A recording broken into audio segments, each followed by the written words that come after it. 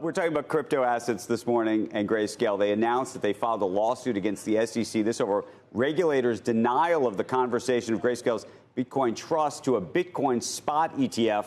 Joining us right now in an exclusive interview is Michael Sanachan, Grayscale CEO.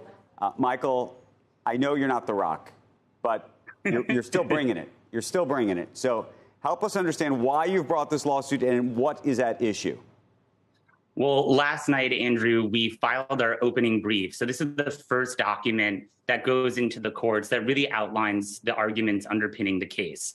This is a case about Bitcoin, but more importantly, we got to remember we have straightforward, common sense arguments here.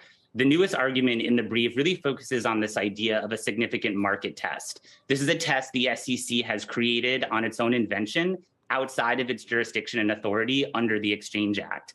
They've applied this very stringently to spot Bitcoin ETFs, hence why so many get denied, and very leniently to Bitcoin futures ETFs, hence why we have several of them in the market. We've never seen them apply this test before to other ETF applications or commodities before. So in this case, a judge will effectively adjudicate this issue, and we'll see whether an appeal is necessary.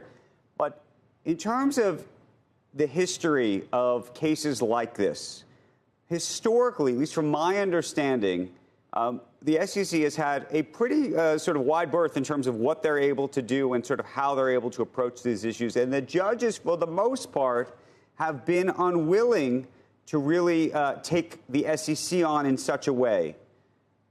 Right? Well, no, not necessarily, Andrew. This is really a case that's really focusing on the Administrative Procedures Act, or the APA.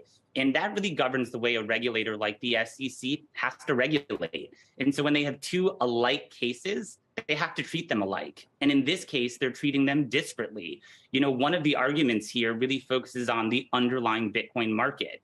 If the SEC has approved Bitcoin futures ETFs, well, where do those futures contracts get their pricing? From the underlying Bitcoin market. That's the same market that a Bitcoin spot ETF like GBTC would derive their pricing. So there's a fundamental flaw in the thinking here. How much do you think this is about a view inside the SEC around Bitcoin itself? How much do you think that this is a fight between the SEC and the CFTC? How much of this is a battle over whether these things are commodities versus securities? Well, I hope that GBTC is not getting caught in the crosshairs between who has jurisdictional authority over crypto. What we now have in DC when we're there, which is almost weekly at this point, is bipartisan support and focus on this asset class. You have multiple bills passing across the floors of Congress. You really are seeing our entire industry, and we along with it, asking our regulators, asking our legislators to develop these frameworks. This is not just about, protecting investors, doing the right thing by investors. This is also about American competitiveness and not squandering innovation. So we are calling on these parties to act.